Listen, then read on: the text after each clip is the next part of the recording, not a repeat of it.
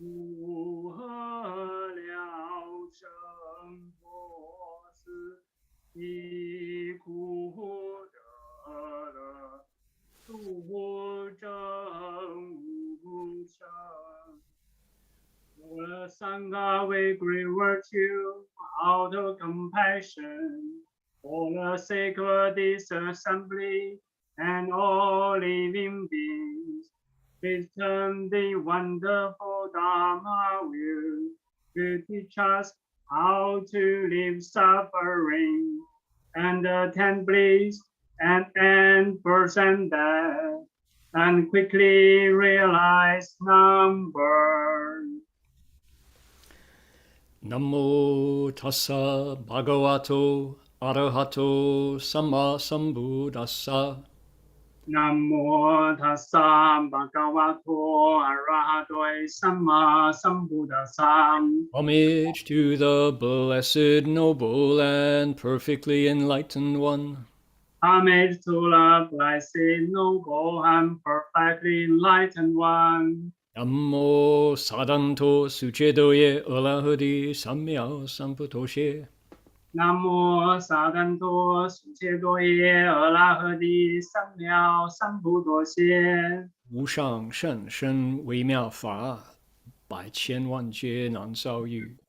我今见闻得受持，愿解如来真实义。Supreme and wondrous Dharma, subtle and profound, rarely is encountered, even in billions of eons. But now we see and hear it and accept it reverently. May we truly understand the Buddha's actual meaning. 师父上人，各位师兄，大家阿弥陀佛. Venerable Master, Dharma friends, welcome to our Sutra lecture today. My name is Heng Shi, and I am going to be with you today as we investigate the Flower Garland Sutra, particularly chapter 20. We've started chapter 20 of the Huayan Jing, and this is the praises in a palace of the Suyama heaven. So let's get our protocol underway. To get started, we want to invoke spiritual presence, and we'll do it with a melody and an accompaniment. Just the way Wang Lifu Jisher, our volunteer, requested Dharma of me, together we're going to now request the Dharma assistance and the light and the virtue and the inspiration of the Flower Garland Assembly, the Huayan Hai Hui Fo Pusa, the ocean vast Flower Garland Assembly of Buddhas and Bodhisattvas. So let's do that.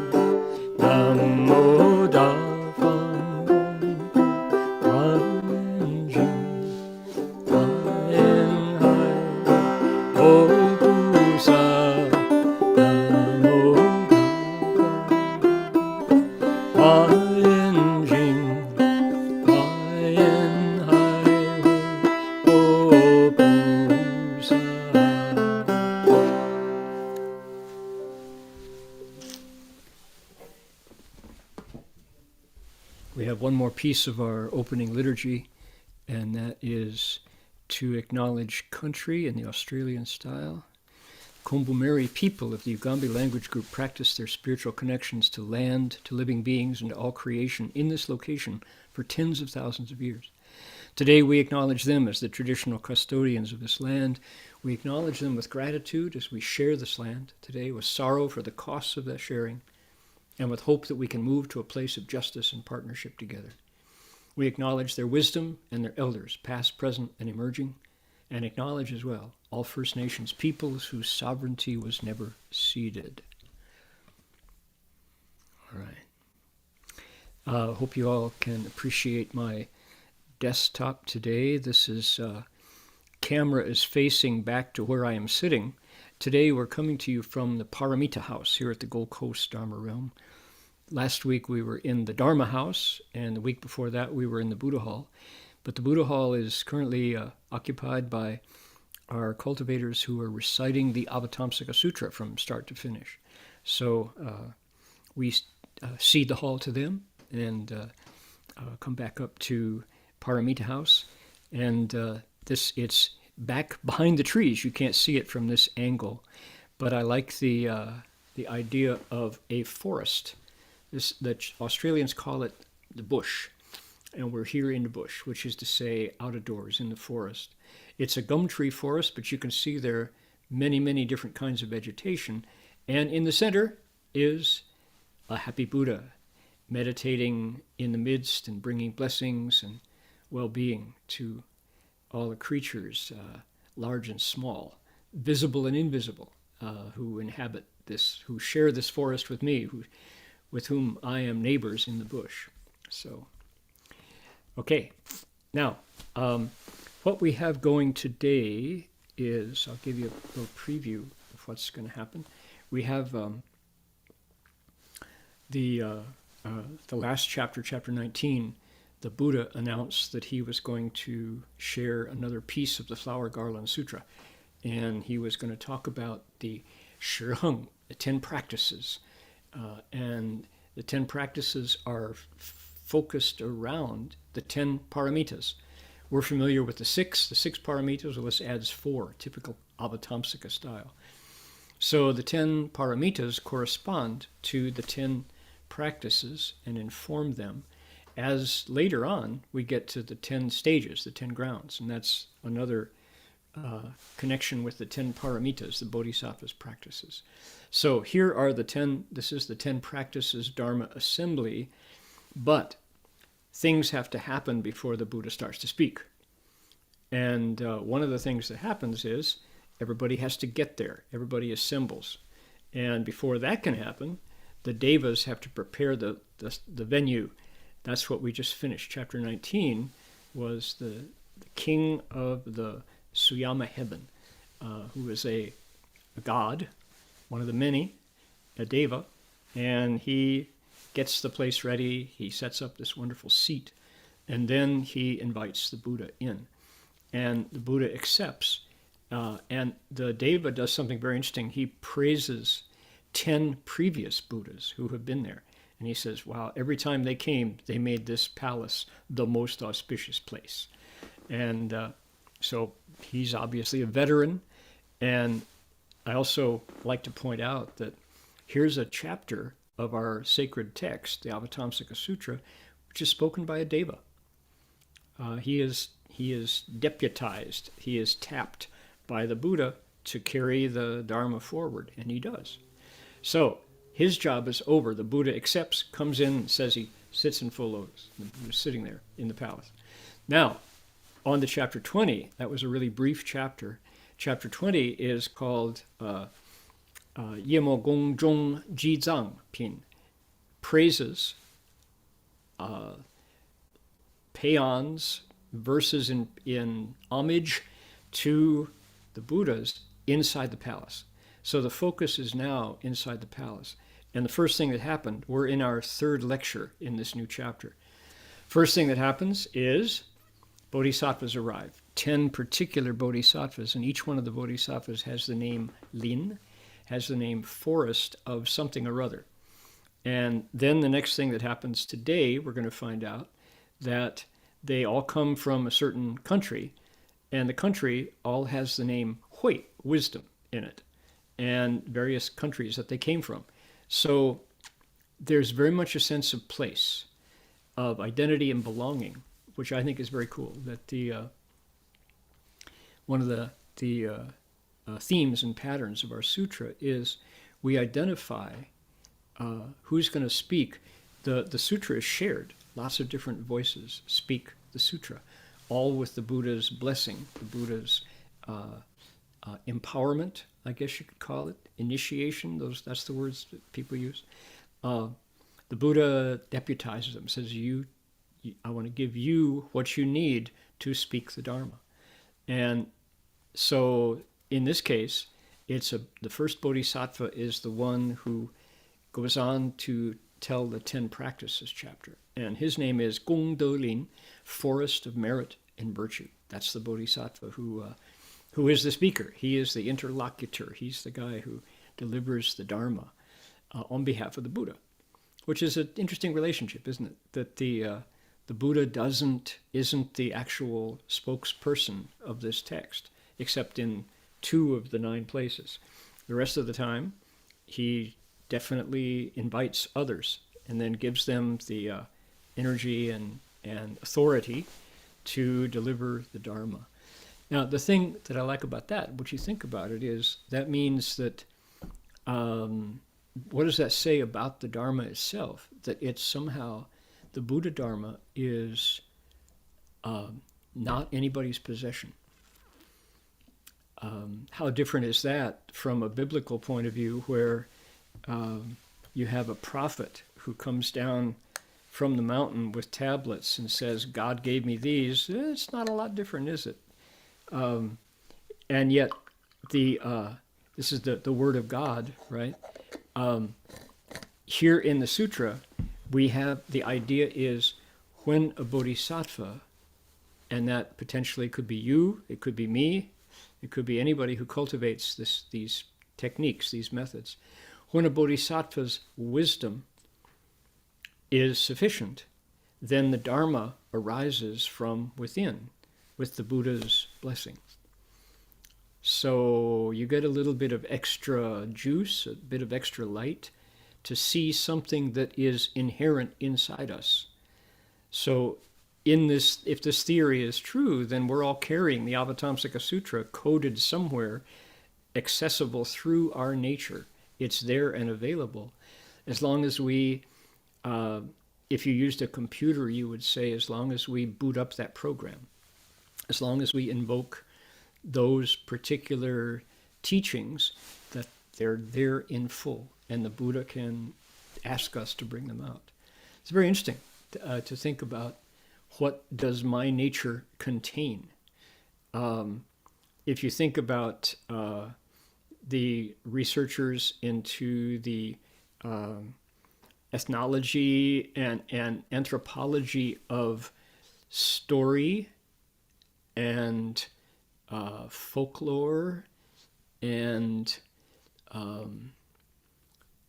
the idea of collective unconscious, then what that might suggest, and mind you, this is all kitchen anthropology, right? That what that would suggest is to say that the Buddha Dharma, these sutras, are a sort of a universal heritage. They're a possession of humanity that are all accessible when you know how to look and your flashlight is big enough. When you have a big enough wisdom flashlight to illuminate the place in our collected library of wisdom, heritage wisdom, that the Buddha says, please go find that and talk about it. Right? So, interesting. Some sort of that there's a vast library of wisdom accessible. Maybe that is, you go through the Puman, you go through the universal gateway, like Guanyin Bodhisattva, to access this wisdom that's there waiting for us. And what is the key is samadhi. If you can ru ding. If you can manifest that particular samadhi, that's the portion of the library of wisdom, heritage wisdom, that's available to us.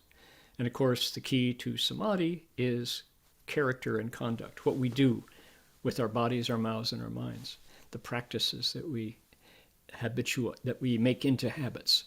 So something like that. That's kind of the idea. So here we are. Forest of Merit and Virtue Bodhisattva is about to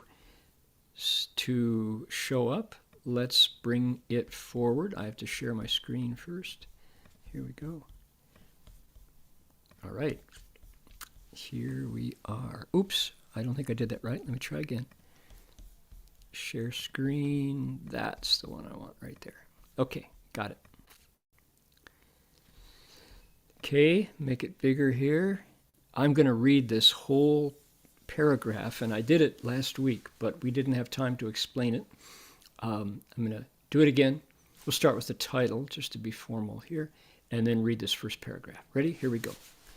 夜摩宫中几赞品第20佛神力故十方各有一大菩萨一一各于佛刹微尘数菩萨具从10万佛刹微尘数国度外诸世界中而来集会其名曰功德林菩萨慧林菩萨圣林菩萨无畏林菩萨惭愧林菩萨精进林菩萨力林菩萨恒林菩萨觉林菩萨智林菩萨 Okay. Chapter 20, Verses in Praise amid a palace in the Suyama heaven. Just then, with the aid of the Buddha's spiritual strength, a distinguished bodhisattva appeared from each of the 10 directions. Together with bodhisattvas, a number like particles of dust in a Buddha land. From worlds and countries beyond 100,000 Buddha lands, they arrived and assembled together.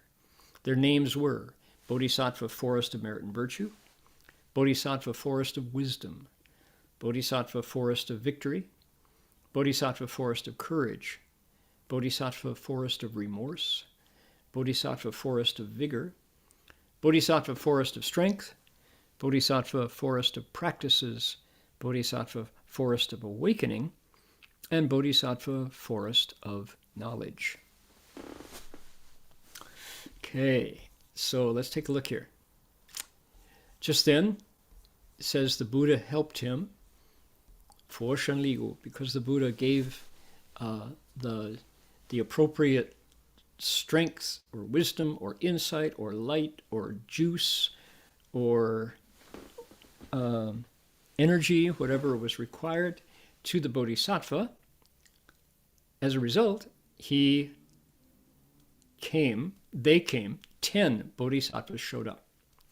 They came from each of the 10 directions, together with bodhisattvas around them. So bodhisattvas apparently don't come one by one.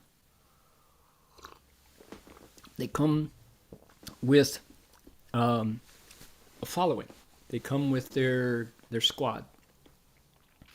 And it says in number like particles of dust in a Buddha land, lots and lots and lots of them.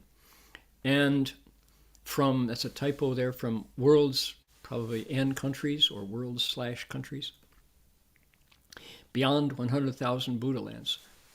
So the sutra is very specific in telling us how far away these bodhisattvas lived when they arrived and assembled together. Okay, what's going on? Here's a pattern. This is a pattern that we see in the Avatamsaka regularly, which is the Buddha says he's going to speak Dharma. People show up and they gather and assemble. Often it describes, in the earlier chapters of the sutra, bodhisattvas came and spirits came, and when they came, they all paid respects to the Buddha. They knelt down on one knee and sang praises. They sang a verse. So singing and poetry, spontaneous poetry, is very much a part of a Buddhist assembly where the Buddha is speaking. Then after they do that, what do? They says by transformation they make a lotus throne, a seat out of a lotus flower. They cross their legs in full lotus and sit to one side and prepare to hear the Dharma. That's the protocol. That's what you do. So it's very human. That it's kind of, what do we have? It's an assembly. It's a gathering. It's like a concert, or it's like a rally. It's like a lecture. But you go there, you make your appearance, you introduce yourself, you pay respects to the host, in this case the Buddha, and then you pipe up and praise. You sing a song. You say what's on your mind, and is it just a protocol or is it genuine? Of course it's genuine. From their hearts, these bodhisattvas say, oh, the Buddha is, the reason I'm here is because I want to learn from the Buddha. I so much admire his light. I so much admire his courage. I am moved to tears by his compassion. And so I came to learn more. I came to get information that I need about cultivating the way so I can go back and accomplish my vows on my way to Buddhahood. So that's what you do. And it's a very gentle and noble activity, You show up, you sign in, you praise the Buddha, you sit down, you get ready. Probably pull out your notebook and your pen and get ready, or your tablet and your keyboard, and get ready to hear the Dharma, because this is precious, life-saving information that these bodhisattvas hope to absorb from the Buddha to take back and put into practice. So that's what's going on. This is the very beginning of the chapter, and we're just getting the names of the bodhisattvas. And let's take a look.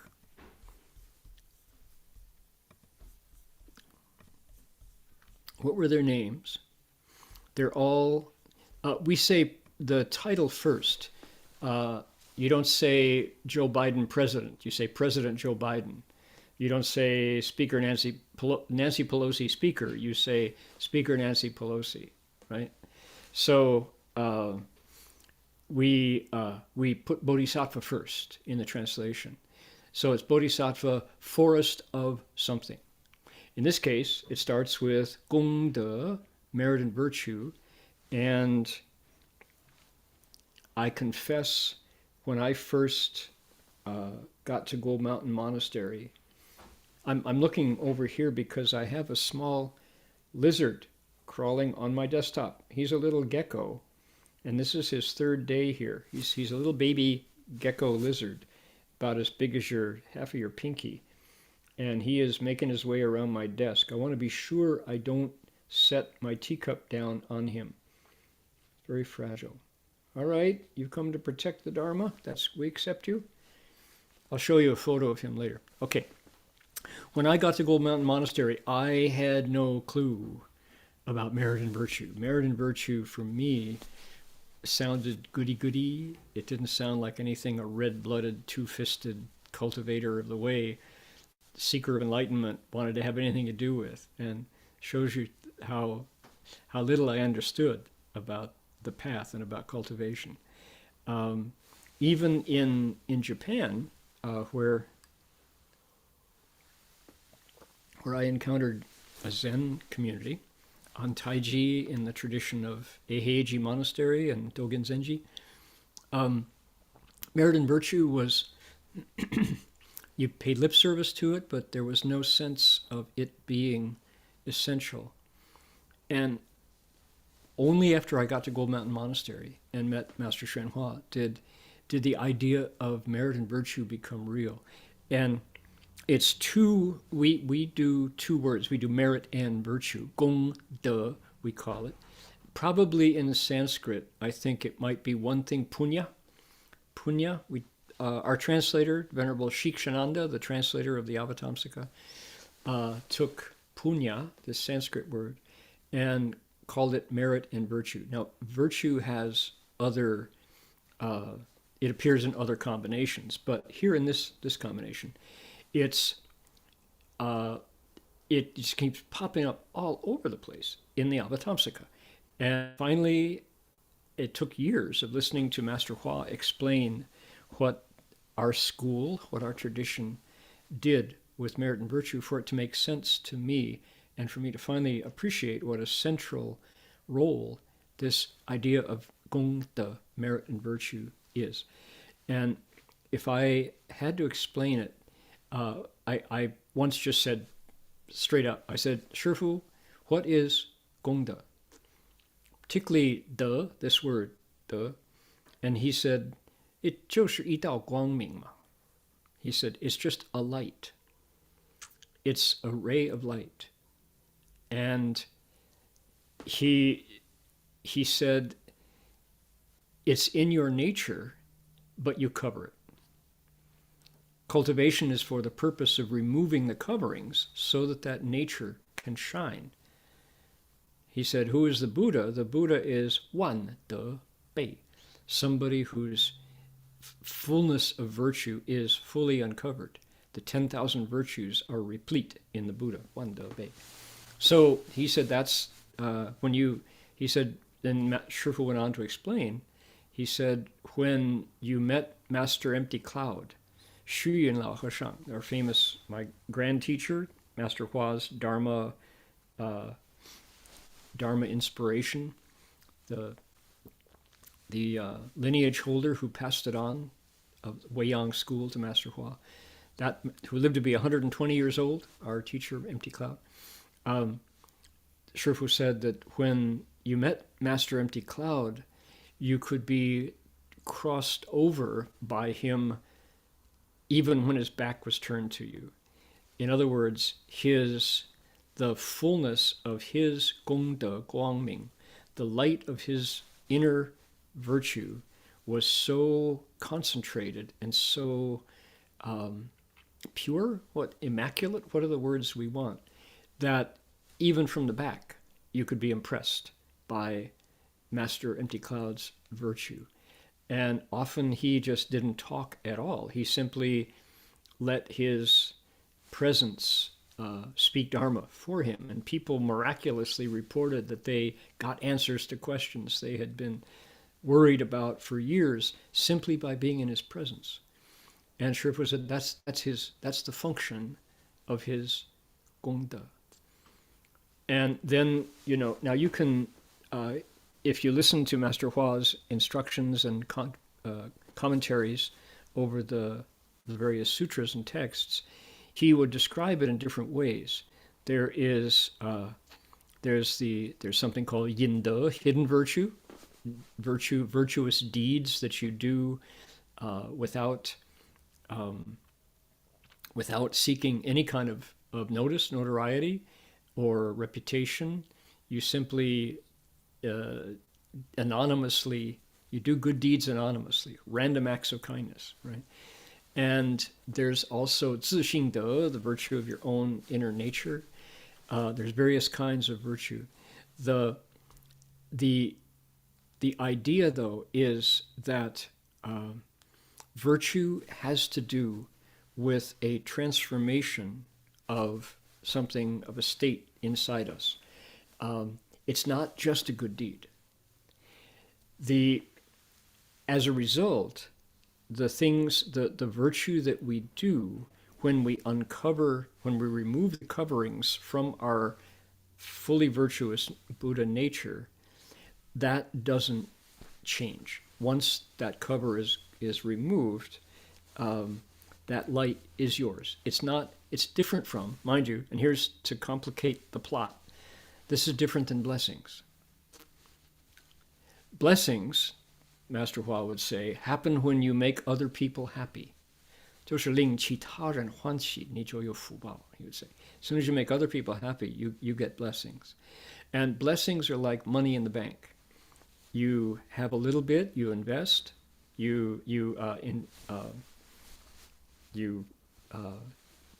what's the word? You put it in the bank, and then you withdraw money from the bank, and you don't have it. It's gone. You spent it. So you need to get more blessings. And blessings come from all kinds of places, making offerings to the Sangha, taking care of the sick, helping educate children, being kind to elders. These are all sources of blessings. Being filial to one's parents. These are, lots of fubao, lots of giving. Generosity is the biggest source of blessings. So that's one thing, and it's a very fluid quantity of blessings. It's external, by and large. The good that you do outside results in blessings. Devas are elevated out of humanity into the realm of gods because of the blessings that they get through the cultivation of precepts. So if you can, people would say to Shifu, how do gods become gods? How can we become a god? And he would say, 严持五戒，奉行十善. Hold the 5 precepts really well and do the 10 good deeds. Well, you don't kill, you don't steal, you don't cheat in your relationships, you don't lie, you don't intoxicate yourself. Furthermore, you avoid 10 evil deeds to create the 10 good deeds. So what are those? 3 with the body, you don't kill, you don't steal, you don't lust. Instead, you cherish life, cherish material, cherish relationships. 4 with the mouth, we don't lie, we don't backbite or gossip, we don't curse or use harsh speech, and we don't speak frivolously, rattling on forever or spreading dirty jokes. That's all frivolous speech. Then finally, 3 with the mind that we don't do. We're not greedy, we're not angry, we're not deluded. So that's the way you get to be a god. Blessings result. That's, at this point, the 5 precepts and the 10 good deeds overlap with the idea of virtue. This is in the realm of cultivation.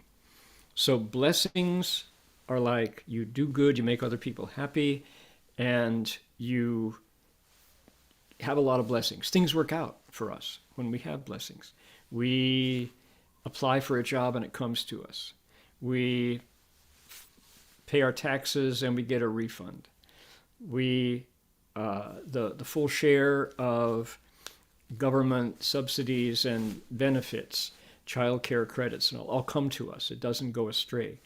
That's when you have blessings. Things work out. The school you want your kids to get in arrives. The letter, congratulations.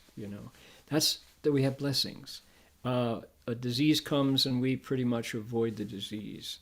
That's when you have blessings. The absence of blessings is the benefits don't arrive, or they go astray, or something hangs them up. They're obstacles. We're the ones who don't make it out after the accident because you don't have any blessings. Have blessings, and somehow miraculously you step out of the car even though it's upside down, and you don't have a scratch. That's somebody with a fullness of blessings. So those are largely external. Now, the one that we have not looked at is gong, the idea of merit. And merit is another subtle quality of goodness. So what are we saying? I'm working on the name of the first Bodhisattva, forest of merit and virtue. And the idea of how I started this long digression was to say that when I first approached Buddhism, all I knew was meditation for Satori and Kensho. That was what we wanted. It's like the beloved elder Houston Smith, Professor Houston Smith, who said he pursued Buddhism because he said he was whoring after enlightenment. Didn't matter. Anything that would get him closer to enlightenment, he wanted it. He would pursue it. avidly, to speak politely. So yeah, me too. I wanted to get enlightened. Only when I got to Gold Mountain Monastery did I discover the path. That enlightenment was not a gift from someone else. It was not God's grace. It wasn't that the Buddha liked me, so he let me get enlightened. Not at all. It was a do-it-yourself project, DIY. Here's the path that one cultivates to enlightenment. Enlightenment is very possible and very real, but it is based on cause and effect. Enlightenment is the effect, it's the result of causes that one plants through hard work on the path of cultivation. That was the news at Gold Mountain Monastery from Master Hua. And what were you cultivating? It was the fullness of gong de, merit and virtue. So it's like, oh, so there's effort involved. This is not so simple. Now, okay, how bad do you want it? Do you really want it? Here's how. And the joy was having a teacher who showed you how. This, I found a picture today. I want to see if I can share it with everybody. Hold on here. Okay, just a moment. I want to share this lovely picture that I got of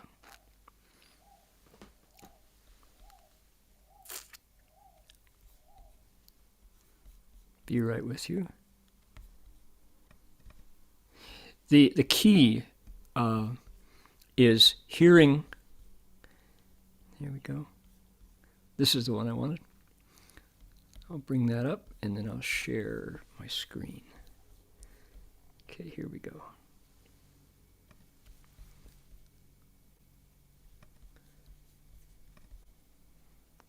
That, and bring that back. There we go. Okay. This is how I remember my teacher. Now, Shifu didn't always wear an orchid. On this day, he was wearing an orchid. This photograph was taken, I believe, at the very first Jinglao Jie, the holiday for cherishing elders. It happened in Los Angeles.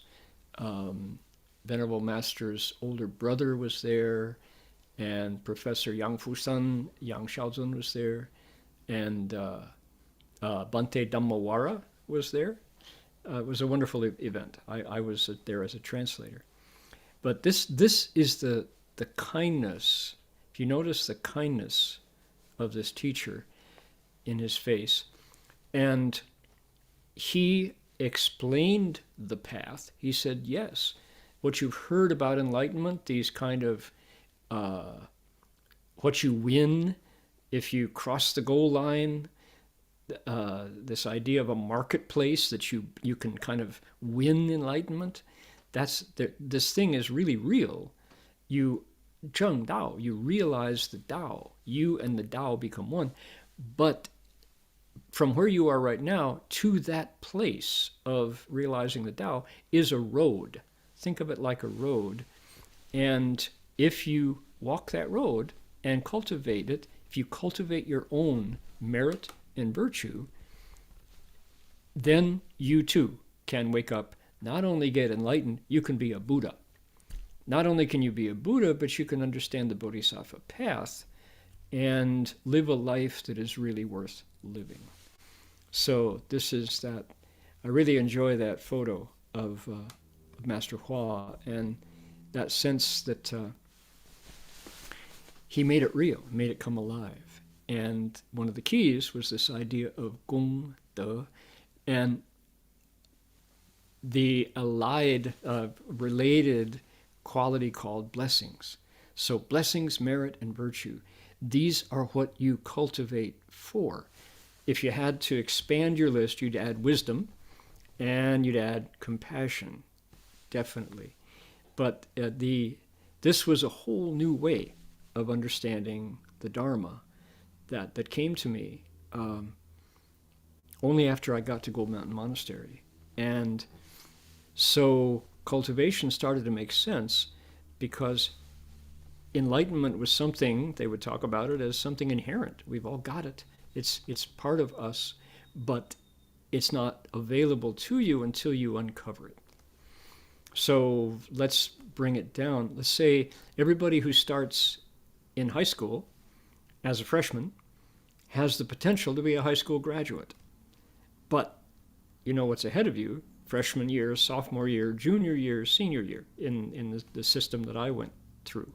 Other people, they do junior high as 7th, 8th, and 9th grade together, and then you have 3 years of high school. But either way, we all are all potential high school graduates, but we have to put in the time.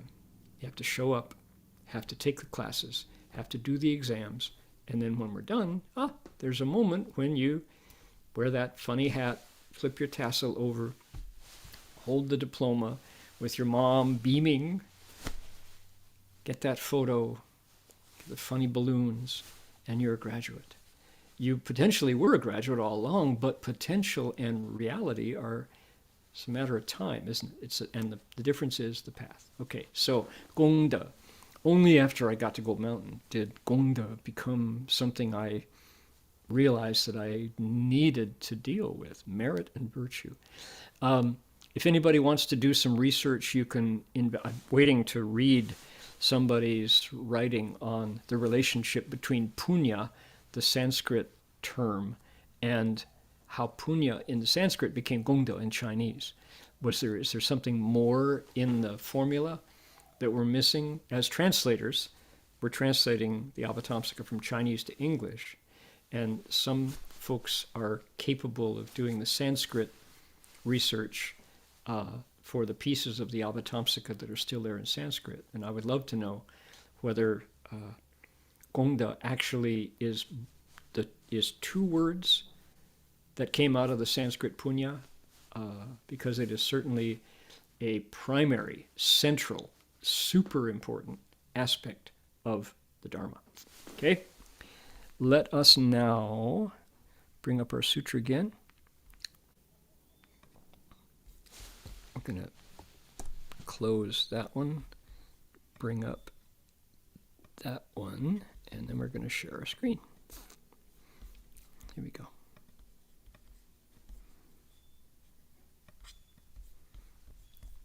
Any minute now. There we go. Got it. Here we are. Their names were Bodhisattva, Forest of Merit and Virtue.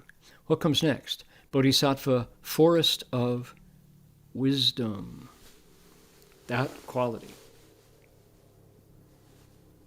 As we've heard Master Hua say, there are no Buddhas. There's only great wisdom. That's the difference between me now and me when I'm a Buddha, is the quantity of wisdom. And in that same, here we go again. Here we go. In that same understanding, that same principle of enlightenment happens when we remove what covers our nature. There's a sliding scale that talks about wisdom and its counterpart, which is wuming, ignorance, lack of light, no wisdom. And how does the sliding scale go?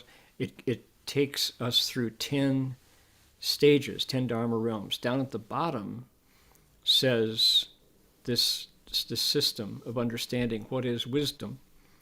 Down at the bottom are the hells. And the Buddha described the hells as real. They're real. And that's where the suffering is at its utmost, at its worst.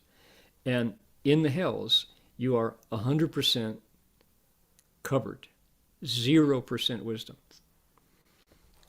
The potential is there. You could still, the wisdom is not gone, it's just covered.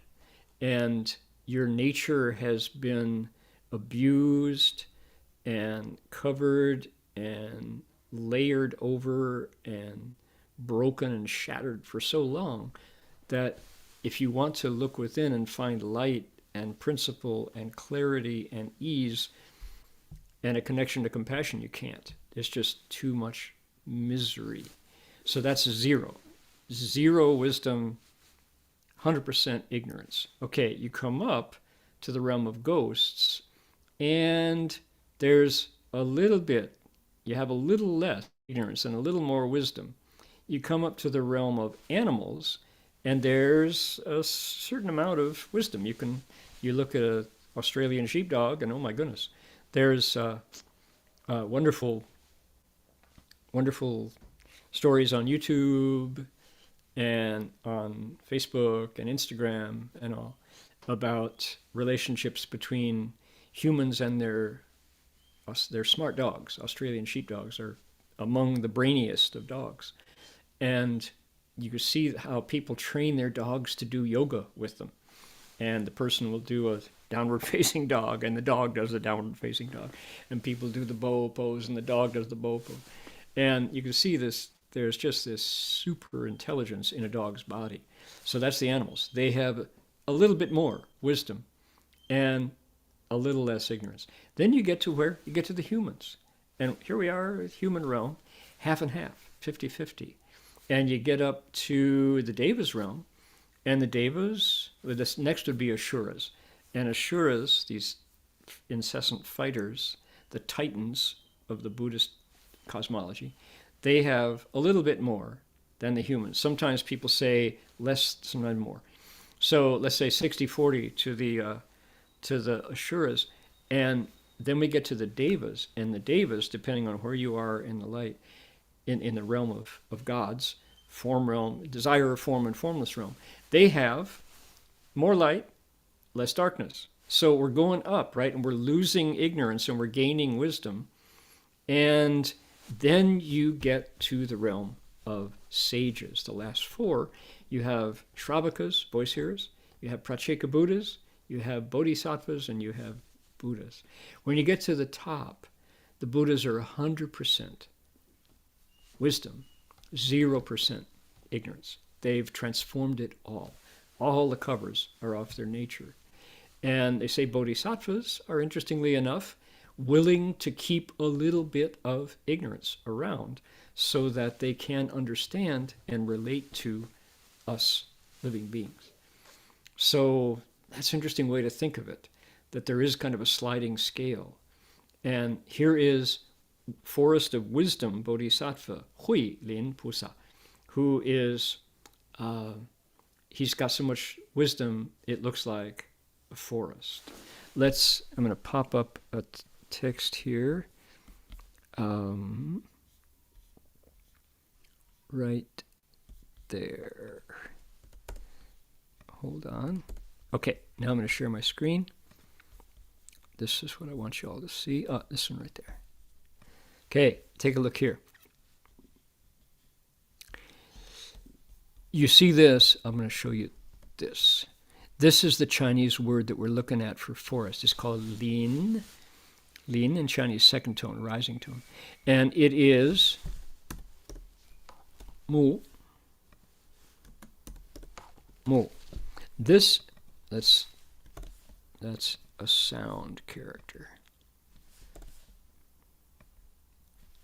Okay, here we go. So, lin, notice that. What is that? That is a mu and a mu. What's a mu? A mu is a tree. You can see it. That's interesting. I think one way to look at the tree is that the horizontal stroke is the ground, and you're looking at the roots under the ground, and the tree goes up above. That's one way to look at it. This is a sapling, maybe. Put the two of them together, and you have a forest, tree and tree. So why are all these bodhisattvas called forest of something or other? It's because this group has come to help explain the chapter on 10 practices. Their practices, when you line them up, are like a forest. They talk about practices and they praise them. All practices. I'm going to add another character here. Oops, here we go.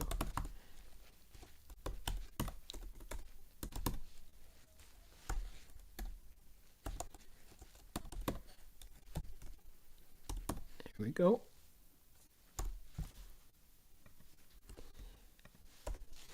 The characters I just typed into in front of you there.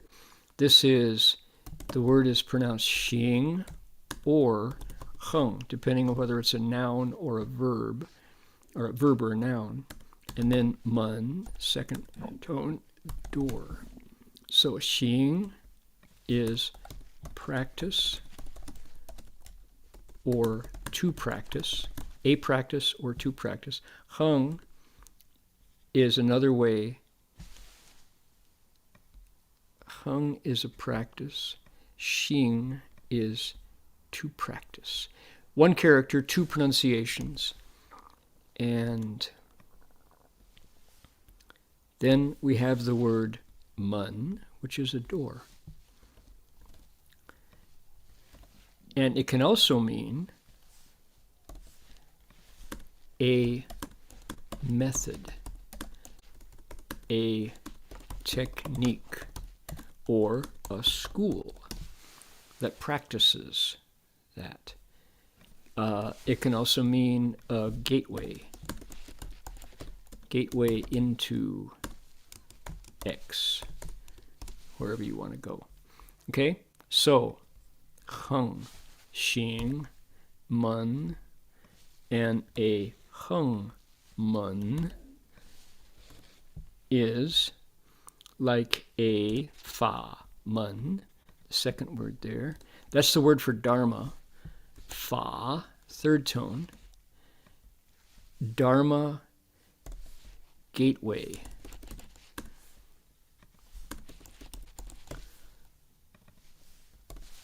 Okay, so what have I got here? This chapter, chapter 20, these bodhisattvas are called something forest, forest of this and that, because they're talking about their practices. What are the practices? Practices are Heng, mun, methods of cultivation taught by the Buddha. Sometimes they are called fa mun, same thing. Dharma gateways. We used to say Dharma doors. Sometimes we still do. A Dharma door. It sounds very onomatopoeic, right? A Dharma door. Dharma gateway. Okay, are you familiar now with these? A Heng mun is a way of practice, method of cultivation taught by the Buddha. Dharma door is another way to say the same thing. That's what our chapter is about. Okay, got it. Now, what I want to talk about is this school of Buddhism taught by Master Shenhua.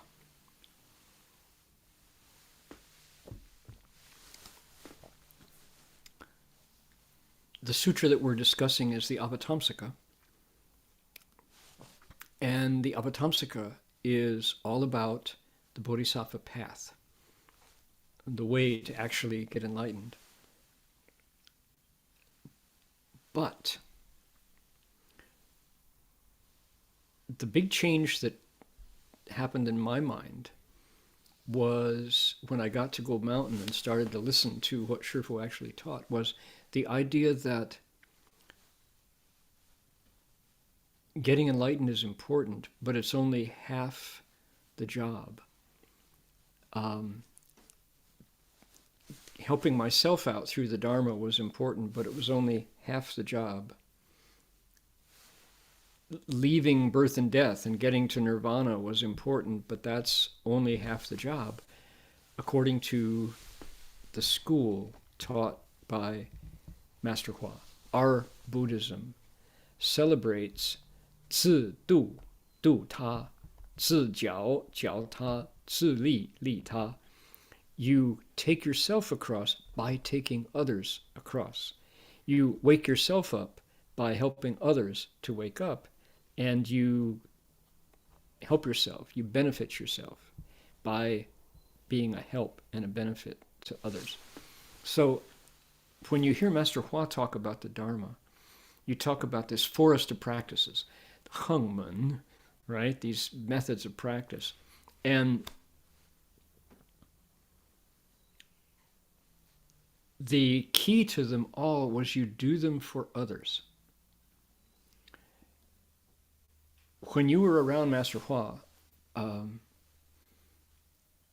when you were in his orbit, so to speak, you never knew when the phone was going to ring. And on the other end of the phone, you'd hear, 怎么样啊？还好吗？最近怎么样啊？ How are you? What's going on? What's up? How you doing? Here's Shifu calling you from San Francisco and you're in Los Angeles. He's calling you from Ukiah and you're in Hong Kong. He's calling you from the highway. He's in between Wampocheng and you're in Liugui, Six Turtles, Taiwan, down in rural Kaohsiung County. And it's Shifu on the phone because he knows something's going on and he wants to check, he wants to give you, it lets you know that he's thinking of you and supporting you. This is the way when you're in Master Hua's orbit. This is the way the Dharma is taught. And he would always be advising us on ways to turn ordinary activity into a Dharma practice for the benefit of others. I'm going to pause that thought so we can get through the other names. I've only gotten 2 names. This is also a piece of text that we actually recited last week. So I need to get some distance into the text before I launch into the rest of that story. Okay, here we go. Forest of Victory. It's, what is it? Sheng. This one right there. Victory could also be supreme, supremacy, the winning one. You sheng li, when you win. So victory. And forest of sublime forest, Bodhisattva, Sheng. Shu Sheng, really special. So forest of special forest, Bodhisattva, also good. Forest of courage. To cultivate the Bodhisattva path, you have to not fear difficulty, not fear discomfort, not fear being a loser, because you will be a loser in the eyes of the world, the marketplace. You go last, you put others first, you take the short end, give the long end to others. That takes courage. That's hard to do. But boy, oh boy, that is the hallmark of the Bodhisattva path.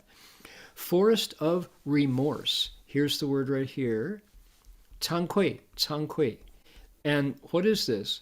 It sounds sticky, it sounds painful, emotional. It's not. It's clear seeing. Clear seeing.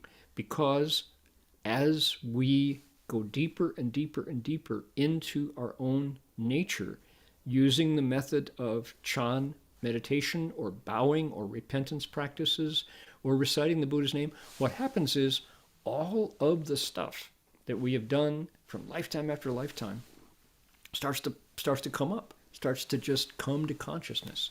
You know what Samantabhadra Bodhisattva says in chapter 40, which is said to be the key to the Avatamsaka. He says, if a single person's greed, anger, and delusion if a single person's karmic deeds caused by greed, anger, and delusion had shape and form and we could see them all, he says, space would be full. If every past life that I've lived and all of the selfish, stupid, greedy, cheating behavior that I've done in my past lives, could be shown on 360 degrees surround screen, it would fill up space. There wouldn't be room for yours. So how much the more so everyone else's? So he said, that's true. That's just the way it is. And the thing is, you got a standard to judge by. What does he mean? It means that deeds of killing, deeds of theft, deeds of dishonesty and cheating, and adultery and duplicity and lying and lack of integrity and seditious conspiracy, all the things that we've done, had shape and form. Oh my God, So when we cultivate, what happens is we go back into our own closet and clean it out. And we can often, if we have our heart is open, we can say, oh, I did that. How could I? Oh, I can't believe I did it. I really did that. So what do? We say, change, don't do it again. Cang Kui means you get in there with a power wash and scrub it clean and say, that's not fundamental. What's fundamental is the purity of my nature. I'm going to clean that out. Okay, Bodhisattva forest of vigor, that's a paramita. Virya, Jing Jin, sometimes translated as strength, forest of strength. You do it, and you do it again, and you do it again. And when you get tired of cultivating, you say, I'm not doing this for myself. I'm doing it so I can actually help people out. So, vigor, constant vigor. Bodhisattva forest of strength, there it is. Li, Bala, another of the paramitas, one of the 10 paramitas, for paramita of strength. Strength of will, strength of heart, strength of compassion, strength of kindness, never quitting on kindness. That's what requires real strength. Sure, there's physical strength, but that wears out. The strength of vows, strength of resolve, never quits. Bodhisattva forest of practices, that's our key. And then Bodhisattva forest of awakening. He just constantly takes every opportunity to wake up to a principle. He sees something happen and he knows what it's connected to, looks at the leaf, knows the root. That's a forest of awakening. And then Bodhisattva forest of zhi, knowledge, jnana, zhi lin. This Bodhisattva can always find the way to explain it that makes sense to you because he knows all the stories. Okay, all these bodhisattvas came from worlds. Let's look at the worlds just for fun. Let's read them. So you can say we move forward. Here we go. 四柱菩萨所种来果，所谓亲慧世界、传慧菩萨世界、宝慧世界、圣慧世界、灯慧世界、金刚慧世界、安乐慧世界、日慧世界、净慧世界、梵慧世界. All these bodhisattvas were present in the worlds they came from, namely personal wisdom world, banner wisdom world, world of jewel wisdom, world victorious wisdom, world lamp wisdom, world vajra wisdom, world peaceful, joyful wisdom, world solar wisdom, world purified wisdom, world immaculate wisdom. Hui, wisdom like the sun. That would be a better way to translate that. The world called wisdom like the sun. Mm-hmm. Those are the worlds they came from. We know about them. We know these bodhisattvas, their identities, where they came from. It's very, it's a personal thing. The Avatamsaka is like the Buddha's and the Bodhisattva's family. And the big brothers are Manjushri Bodhisattva, Samantabhadra Bodhisattva, helping out Vairochana Buddha, following his past vows to share this wisdom and bring it out of our own natures. So, okay, talking about these practices and why these bodhisattvas are known as practice of this and practice of that. Our school, our style of Buddhism, pays a lot of attention to merit and virtue. Make sure I don't set my thermos down on my gecko lizard, who's right here right here on my desktop. I live in the bush. I live in the forest. here of southeastern Queensland, and it is chock full of living beings. Right outside my window this moment, I can see lorikeets and turkeys and pigeons, beautiful bronze-crested pigeons, who are here in the cold. It's a very cold day here in Queensland, very cold week, and they're all taking advantage of the sun that's out at the moment to warm up and to get some food before the cold night descends again. So the hallmark of our Buddhist school, along with merit and virtue, has to do with two particular words. One is Heng, practices, and the other is vows. Heng, Yuan. Yuan is this key for the Bodhisattva path. And you could think of the vow part, V-O-W, not bow, but vow. Vows. Vow is a thought from the heart that says, I'm going that way. I'm heading southeast.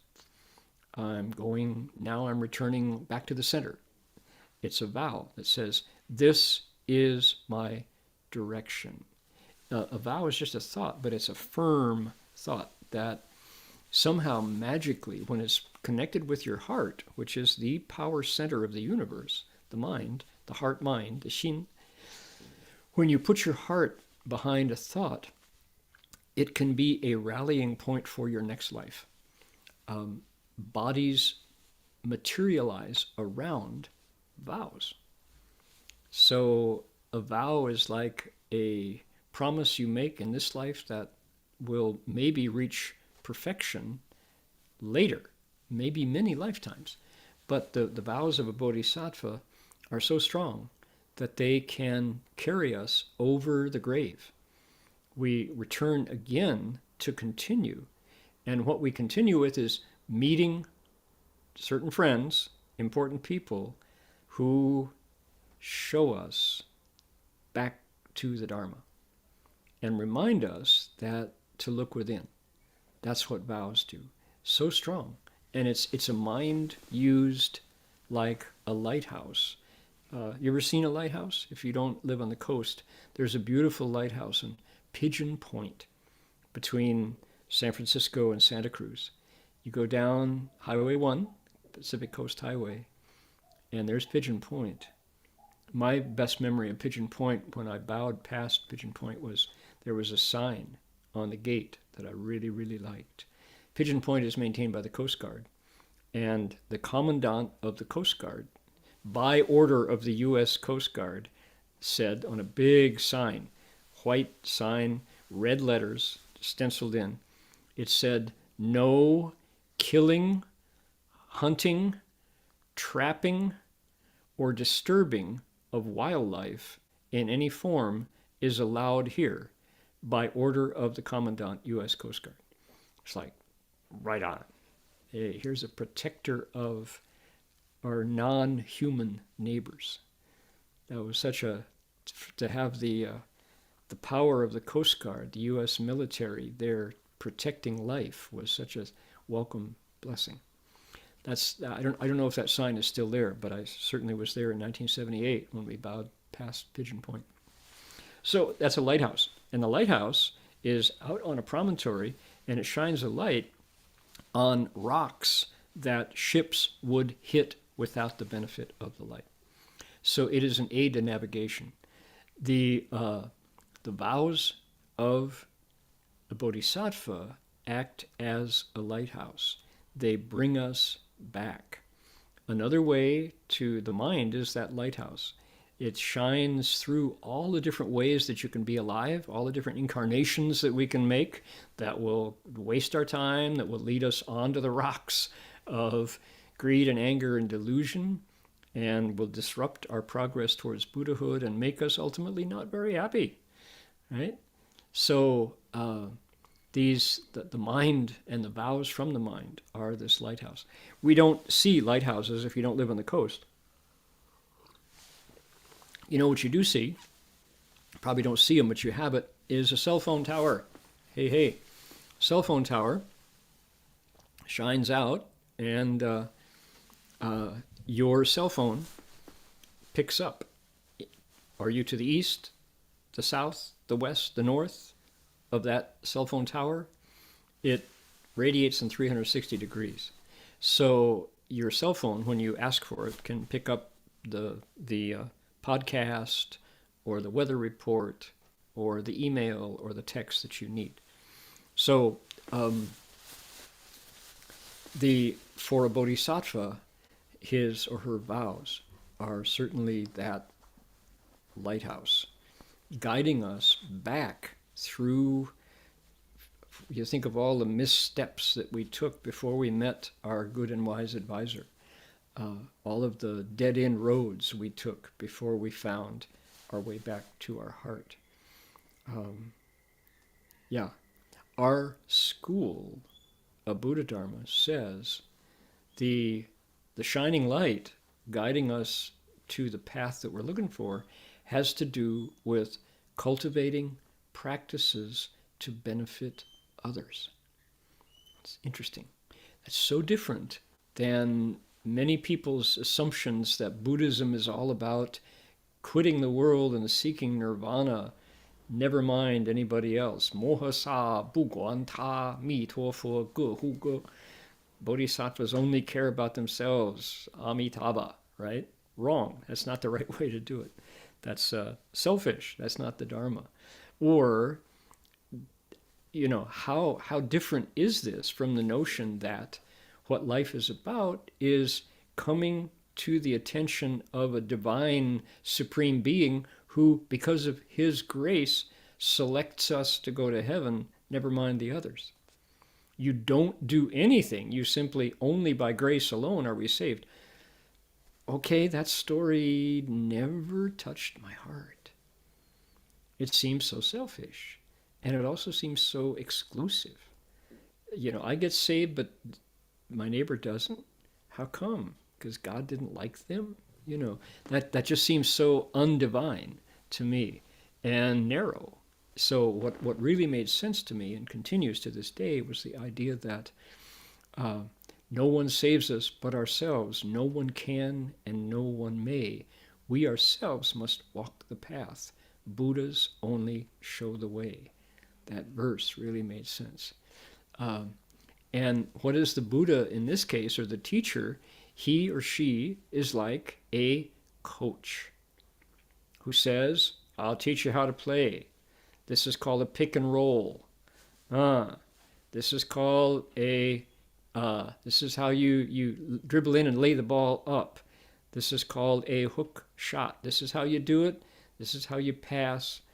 And this is how you shoot a three-pointer. And in order to do that, the coach has to teach you, but then you do it yourself. You practice, you learn, you study, you practice, you practice, you practice, you practice, you practice, you practice. Comes the game, and you actually can do it in the heat of competition with somebody's hand in your face, pressuring you, hoping to get the ball and go down to their end of the court and do the same thing. So the coach doesn't shoot the ball through the hoop when the time comes. He teaches you how, and he stands on the sidelines and says, go, go, go. Oh, I'm sorry. Okay, we'll don't worry.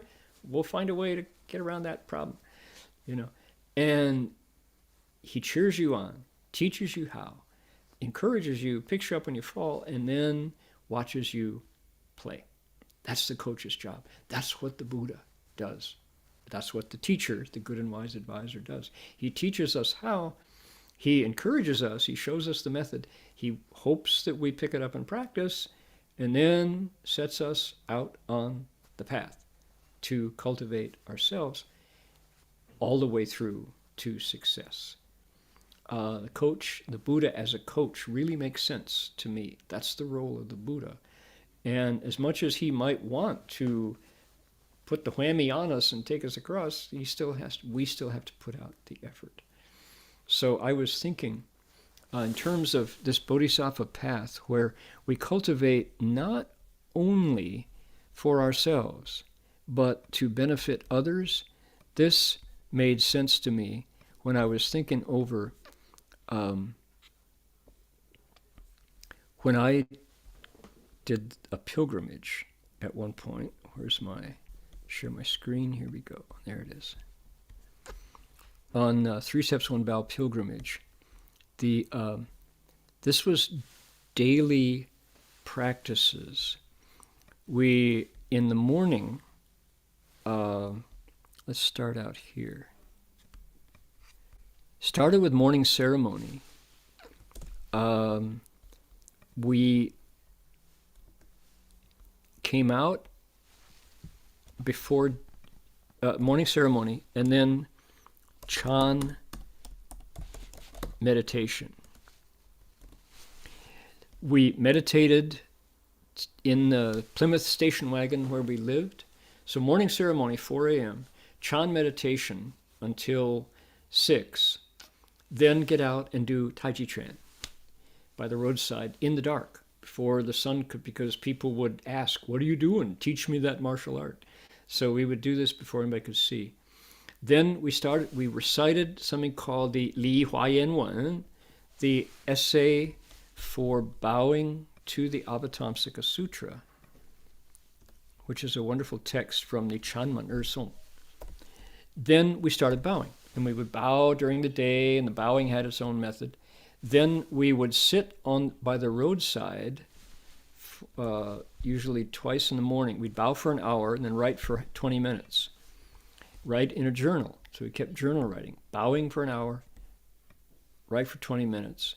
Then we would then lunch would happen, and we would come back. People would make offerings. We ate what was offered. If we didn't have any offerings, we would go out into the fields and pick wild plants, wild greens. We got good at identifying wild greens. And after we do the lunch ceremony, all the time keeping silent on my part, and my companion, Heng Chao, Marty Verhoeven, drove the car, our Plymouth. Then it would be time for evening ceremony. I guess we need to say we were eating once a day. We kept the Buddha's practice of eating once a day at noon. No dinner, no breakfast. Came evening ceremony, time to do Wan Ke. Then we would translate the Avatamsaka Sutra and then meditate again. And then go to sleep. We slept sitting up, another ascetic practice. All the time we were doing this, we were wearing our precept sash. I was trying to memorize the 10 practices chapter, this very chapter we're heading into, of the Avatamsaka Sutra. Excuse me. I didn't do 108 Great Compassion Mantras all the 2.5 years, but for a portion of the time, I would do 108 Great Compassion Mantras all day. Every time I was walking, every time I wasn't bowing, I'd be reciting a mantra. We practiced the 42 hands and eyes of Guanyin Bodhisattva, and then transferred merit at the end of the day, at the end of various practices. Now, I may have left a few out. Maybe Marty can remember some more of these, but this was the day. This was a day of various Fa Man, Heng Man practices, right? Practice gateways that I did. Marty had his own set. He didn't do the same ones I did. But this was the day. And every one of these practices, every one of these ways of using body, mouth, and mind came from inspiration of our teacher. Now, the Tai Chi was something that we did. Marty was a Tai Chi instructor and a Taekwondo black belt. So he was doing this already, and he taught me how to do the martial arts, the Tai Chi. But that really helped, and Shifu encouraged us. He said Tai Chi is if you can do it with a single mind, it is just like Chan. So this is a day in the life of a Mahayana bhikshu. And because you notice, we're not going to work, we're not raising children, we're not teaching school, we're not earning a salary, we're not relating to a spouse. All of the things that we would do if we were at home, we were not doing because we were monastic monks. We were bhikshus who had already left the home life behind. So that allows us time to do all of these various practices and the transference of merit that that you do at the end of each practice. So that was a unusual time that was devoted entirely to cultivation. So we had this long list of practices. Now, what I wanted to bring that up because we're looking at forest of merit and virtue, and the forest is the setting up, according to Master Chengguan, our commentator from the Tang Dynasty. He says the Bodhisattvas in this chapter set up their practices like trees in a forest. There's just so many ways to take the wombing, the darkness off our nature. The point of all those practices is to create merit and virtue that you can give to others, that you can share with others, and in the process, you are returning your nature back to the light, the gong, the guang. We said, Shifu, what is merit and virtue? He said, 就是一道光明. It's just a light. And through greed, anger, and stupidity, we cover over our nature, but being alive in a body, having met a teacher and met the Dharma, here's an opportunity for us to reverse that process, take the darkness, take the ignorance off our nature. And while we're doing that, have merit and virtue to share with others so that we can be a place of reliance for others. So, okay, so maybe you're not a monastic, maybe you're not a bhikshu. What about you? Well, I wanted to say, in our Berkeley community, in our larger City of 10,000 Buddhist community, in our larger DRBA, Dharma Buddhist Association community, I know lots and lots of laymen and lay women, and I must say, particularly lay women, who cultivate the way monks cultivate in terms of number of practices. I know lots of our sincere disciples who get up and do morning chanting, who they may not be so strong in Chan, but they recite the Buddha's name all day long. They take as their personal practice reciting a sutra every day. Maybe it's the Erstor Bodhisattva Sutra. Maybe it's the Vajra Prajna Paramita Sutra. Maybe it's the Amitabha Sutra. Maybe it's the Heart Sutra. But they do it every day.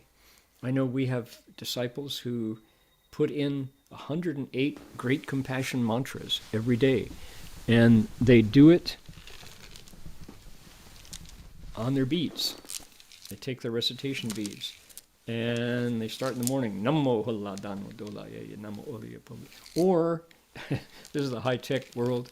We live near Silicon Valley. They don't use these. They have a little electronic ka-tink, ka-tink, ka-tink. Every mantra, they press the ka-tink, and they look it down. Oh, I only got 40 left. So,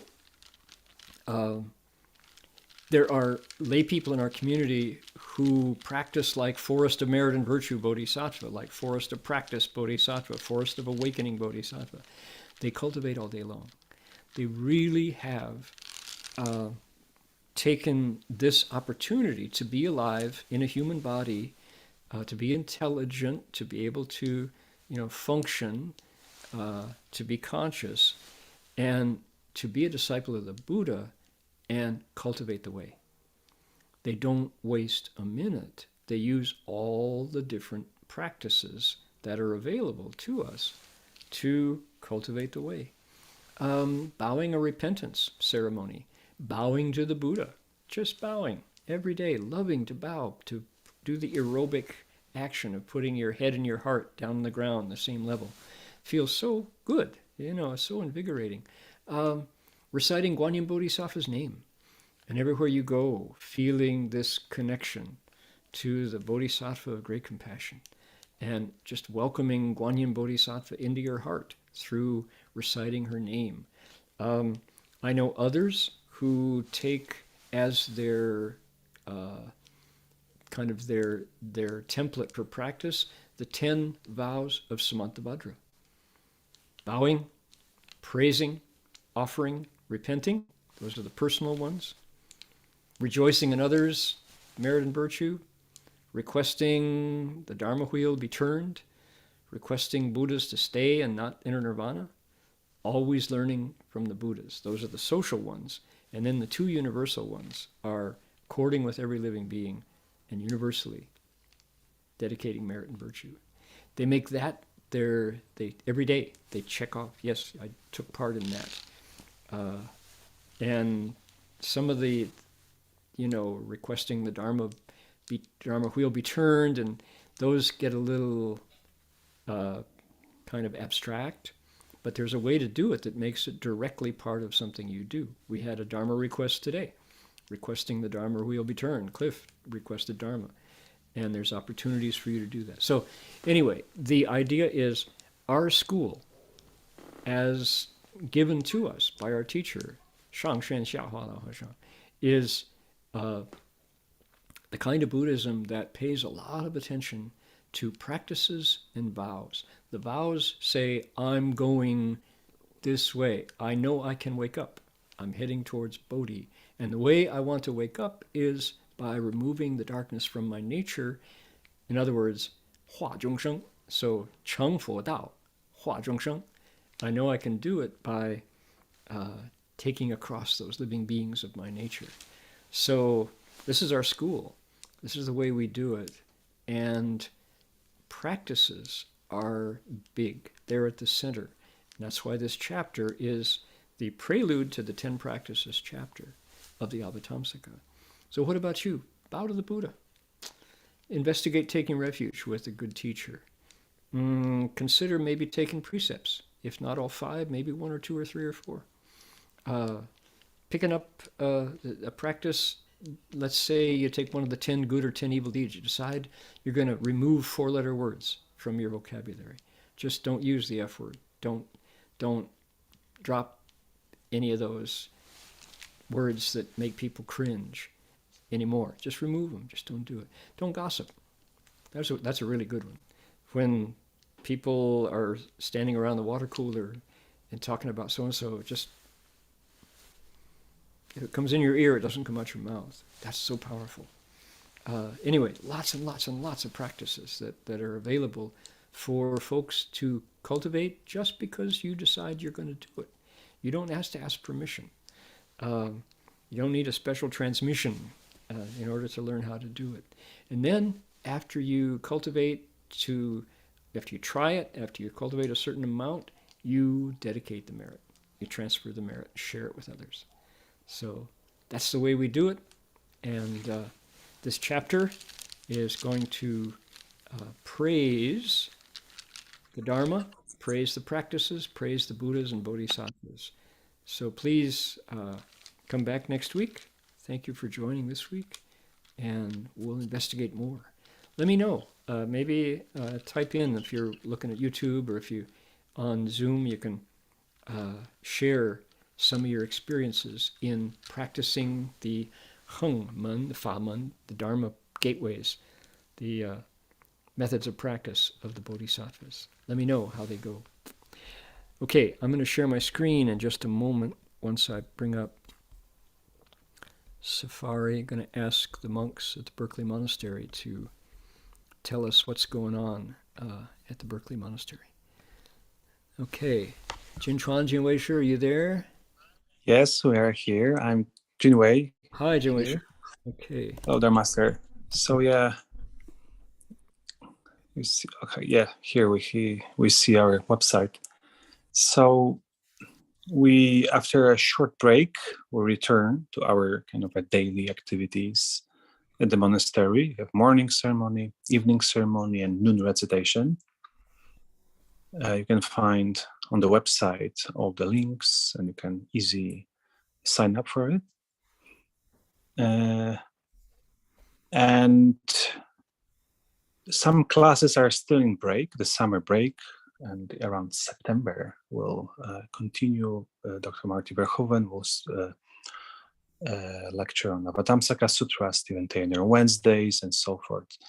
So maybe it's worth us to mention about Buddhahood Farm. I think this is the very, very last moment. It's already waiting list for those who wish to join in person the retreat in the Turtle Mountains. And from July 8th to July 17th. And this year it will be a Guan in session. Okay. This is okay. Is okay. That's I think the important thing is that this one right here, daily ceremonies have resumed. Yep. So people can join if they can zoom in from China, and also they can watch on YouTube from domestic, right?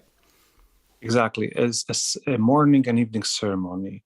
The noon recitation of Amitabha's Buddha's name is just Zoom. Okay. But the morning and evening service is in YouTube and Zoom. Okay. Terrific. All right. Thank you for that. Thank you. Appreciate that. Yep. And what we're going to do now is we're going to practice one of Samantabhadra's practices and vows. We're going to transfer the merit. And the way that we transfer merit is we're going to do it with a mantra. Now, ordinarily we would go, Yan Yi Ci Gong De, or we would do, may every living being, that kind of transference. But this is a special one aimed at the pandemic. And the reason why I like this is because it is really a Mahayana mantra. It belongs to Medicine Buddha.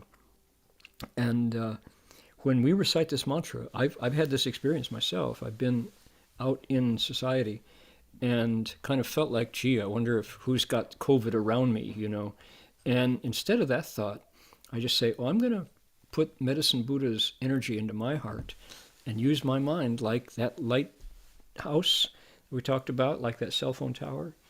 I'm going to use this mantra to broadcast good energy and feel that when my heart is full of the energy of Medicine Buddha, probably I'm less vulnerable to infection.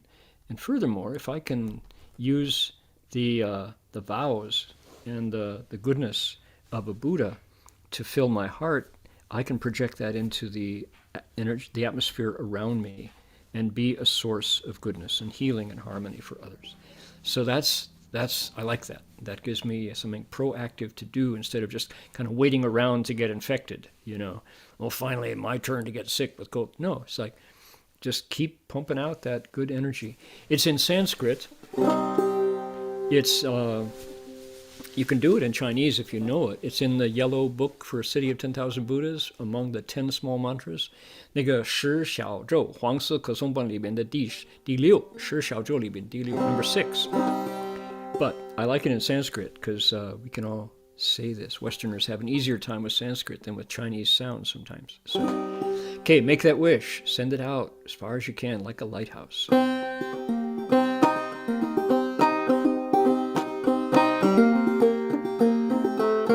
we go.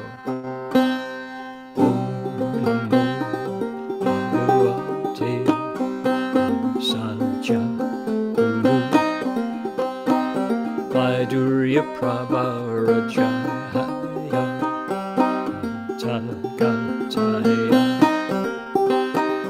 Arahate Sammaksamudaya Yata Asaji Asaji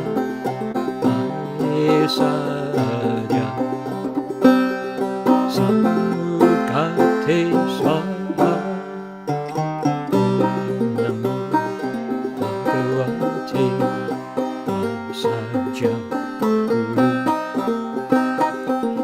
Durya Prabharajaya Tagataya Arahate Sammaksamudaya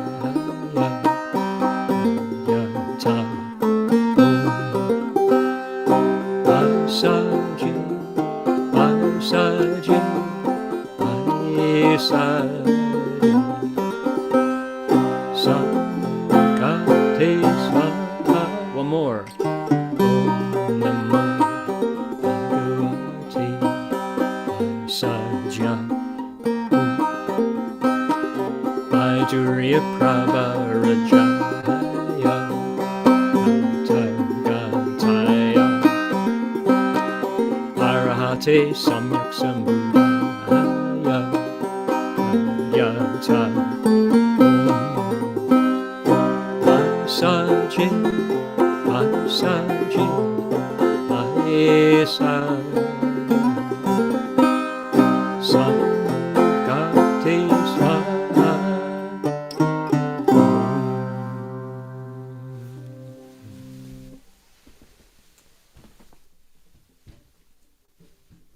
Keep those sounds running through, and you got a better chance of keeping COVID away.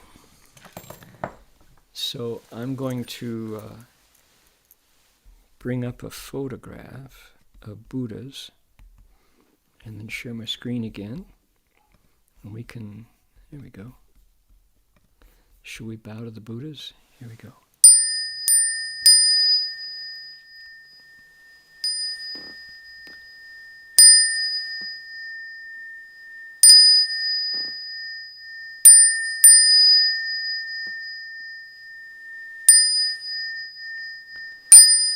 And we can bow to Master Hua.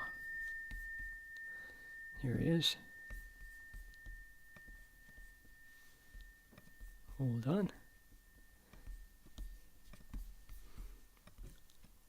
There we go. Bow in respect to the Venerable Master.